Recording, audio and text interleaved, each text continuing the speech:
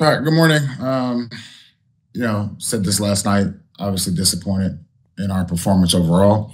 Um, we just got to play better. We got to coach better. We got to win the turnover battle. We got to do a better job with penalties early in the game. Had a lot of penalties that just, nothing good comes from that. I would say in the second half, it kind of settled down as far as the penalties were concerned. But we just can't play that way. Defensively, I would say just big plays. Big plays killed us. They had two runs that, were over 50 yards. You take those away, and it looks a lot better. But at the same time, like that's what the NFL is. You got to limit those big plays, and then offensively, we have to make big plays. I thought yesterday overall, Drake did a good job with his reads and getting the ball out. Was it perfect? No. Will he get better? Absolutely. But we got to do a better job, supporting, a rookie quarterback. Yesterday, the run game, something that we've been good at for the majority of the year, was non-existent, and we just got to get back to the basics. And with that, we'll open up for questions. We'll start with Christopher Gasper, followed by Doug Kyde.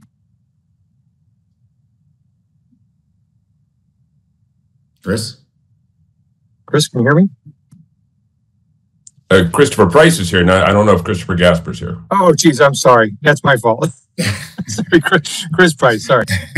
Thank you, Stacey. I appreciate that. Jerod, specific to Drake's performance, I'm curious to get your opinion on what you might have seen from him after a rewatch of the game, what you might not necessarily been cognizant of or aware of in the immediate aftermath of Sunday's contest. I mean, we knew he could make plays with his legs. We knew he had a good arm and can really push the ball down the field. I would say the thing that was a pleasant surprise, he did take some shots yesterday. I think there were one or two where he got up a little bit slow, but just his overall toughness, I think, was on display yesterday. Thank you. Thank you. Doug Kyde, followed by Mike Reese. Good morning, Jerod. I've got two questions for you. What made Ben Brown the right guy to start at center in that game yesterday? And then also, how do you feel like he performed? Look, this is one of those things I've never seen it before. A guy being able to come in here, after 4 or 5 days and become a starting center. So he did a great job. I would say he probably was our best lineman yesterday, and he did a good job for us. He did a good job all through the week during practice, and then went out there and performed pretty well. And I've got another quick one. On Joe Cardona, I think he was listed with a calf injury on the injury report, but then I think that was updated to a personal reason. Just wanted to get some clarification on why Cardona missed the game. Yeah, I don't want to, talk about the exact incident. He had a family matter that he needed to attend to, and we allowed that to happen. Thank you. Next question, Mike Reese. And hold for just a second, guys. There's some background noise. I'm going to mute all lines, and then we'll come back on. Hang on one second.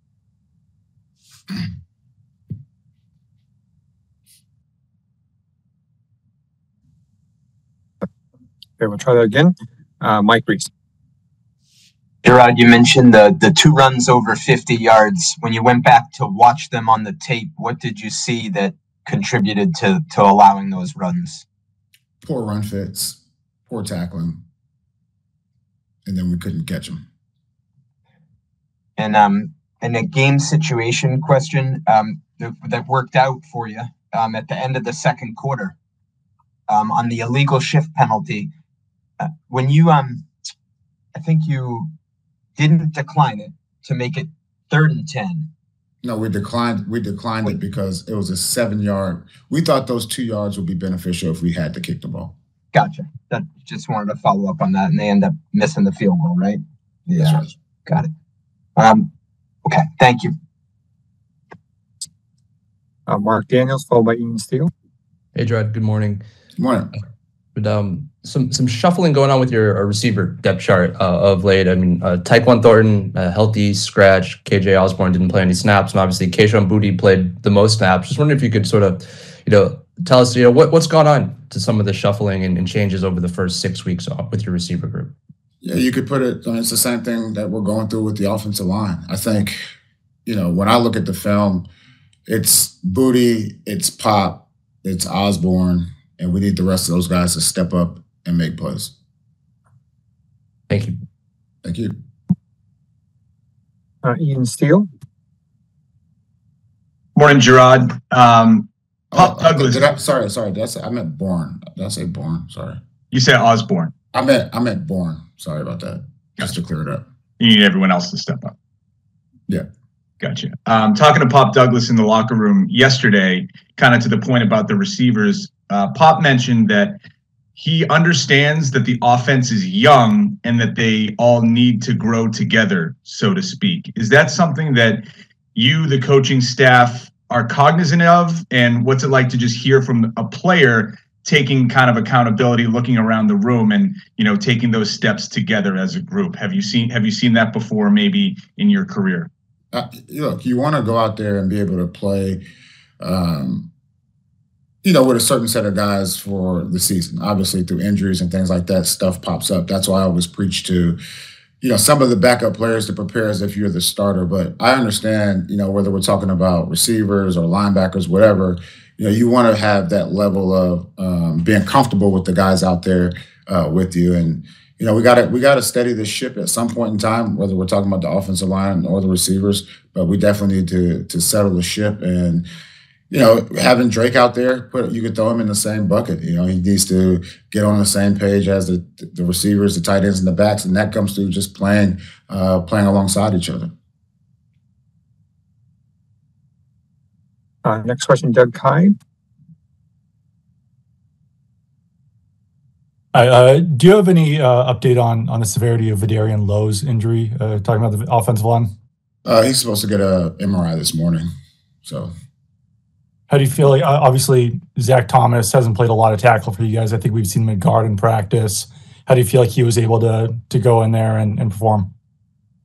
I would say there were some ups and some downs. Once again, just like you said, he hasn't done it a lot for us. But just being ready on the sideline and hopping in there against two good defensive ends, I think he did okay.